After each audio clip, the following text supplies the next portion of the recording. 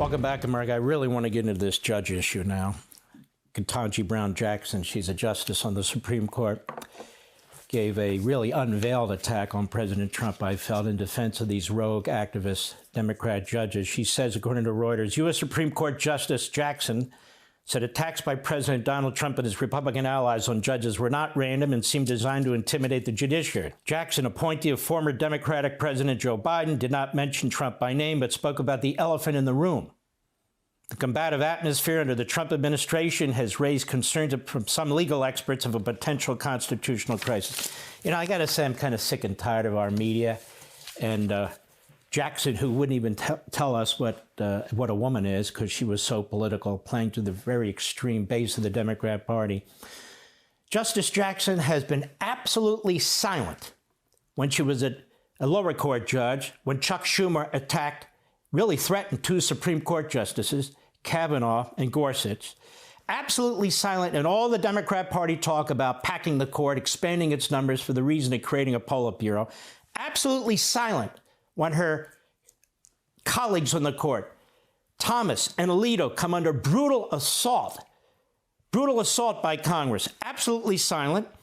When the Dobbs decision came down and people were threatening Supreme Court justices at their home, trying to intimidate them, that didn't cause her to say a word about anything whatsoever. I could go on and on and on about Justice Jackson and her silence, except now when she speaks out.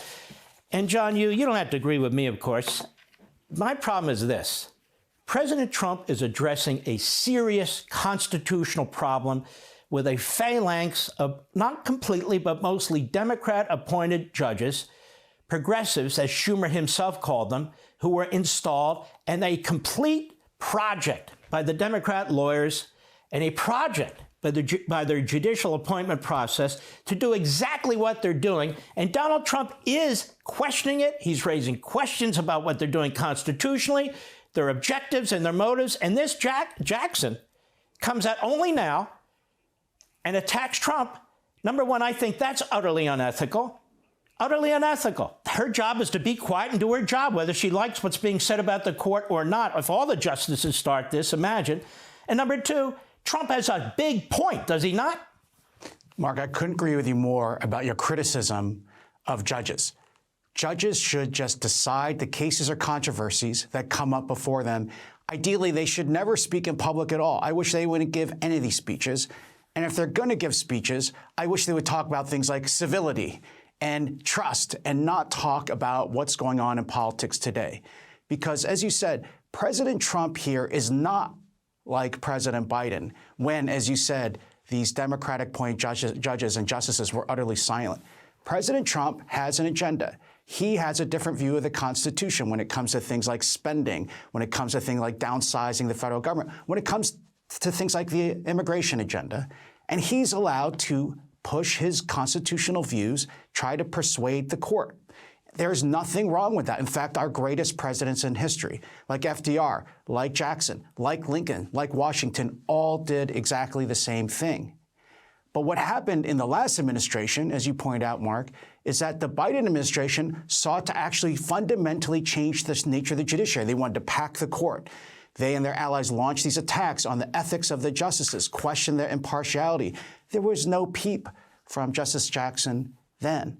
I would rather, as you say, she keep her head down, vote, and speak through her opinions. Try to persuade the American people. If she thinks the judiciary is under attack, if she thinks judicial independence is under attack, say so in her opinions. But don't wade into partisan politics. That what she's doing is only going to undermine Americans' trust in the impartiality of the courts and ultimately the rule of law.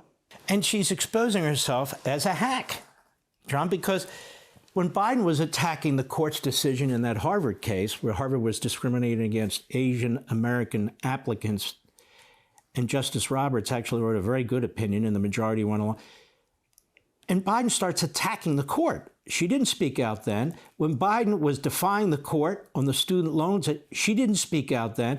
Or scores of other things that have been done to this court. The attack on the court by the New York Times as being too conservative. It goes on and on and on and on. Not a word.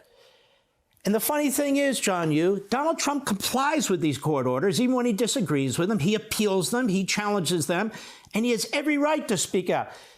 Boy, if she thinks Donald Trump is bad, she should have been able to hear what Thomas Jefferson had to say way back when, or what Franklin Roosevelt had to say about the Supreme Court when they weren't approving his decision. Donald Trump is not doing anything like these other judges and justices were doing. He hasn't proposed increasing the number of justices on the Supreme Court. He hasn't imposed having an ideological test for how many justices should be on the Supreme Court. He's simply using his First Amendment right to criticize the court. And for her to say what she said in a room with a bunch of judges, quite frankly, and lawyers is appalling. And of course, the media sees on it. We'll be right back. Hey, Sean Hannity here. Hey, click here to subscribe to Fox News YouTube page and catch our hottest interviews and most compelling analysis. You will not get it anywhere else.